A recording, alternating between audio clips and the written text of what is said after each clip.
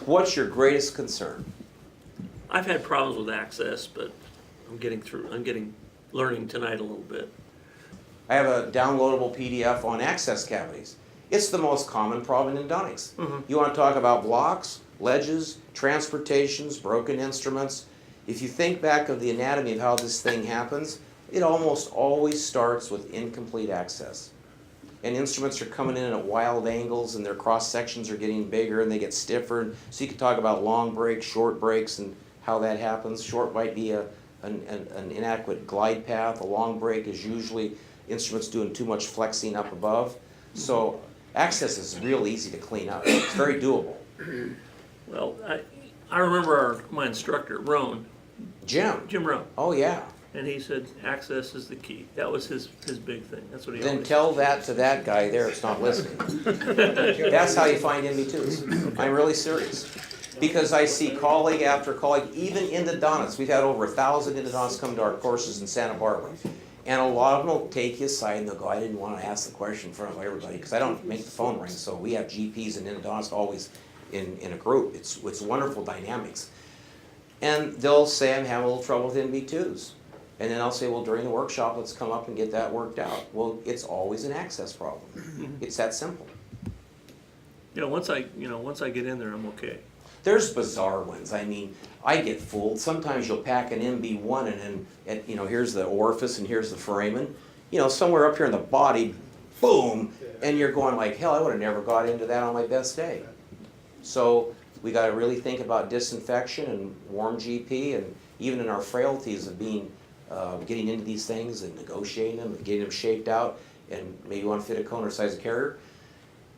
We're not going to get into all of them. There's a lot of uninstrumented portions of the canal that we're just never going to know. So we really have to rely on our irrigants and our active irrigants to get things to penetrate, circulate, digest tissue out. Remember Newton's law? Only one mass can occupy the same space at the same time. So generations of dentists have rarely seen lateral anatomy because it's still occluded. So if you get that stuff out of there and get things opened up, warm GP readily moves into this with sealer and stuff. So. Sounds good. Yeah. I was going to make an observation Yeah. on the MB2.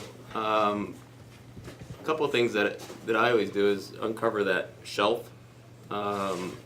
Basically, it's opening access, and you're going to find it about 1 millimeter mesial to that line, that imaginary line.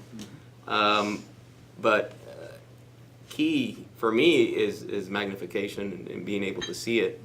And the third Did you thing, hear that? He's not trying to feel it, he's trying to see it. right? You got to see Go and the third thing is I don't look for it.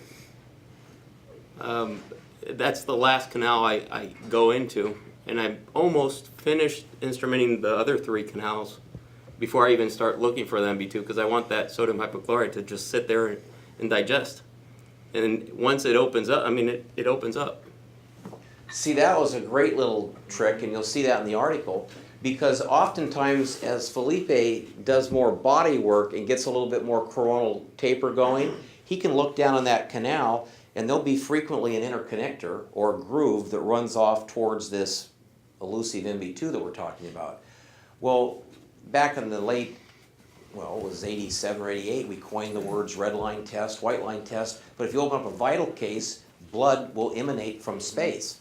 And so a lot of times this guy can look up into an MB1 and he's instrumented, he might see a little red or a bead or a paper point or something.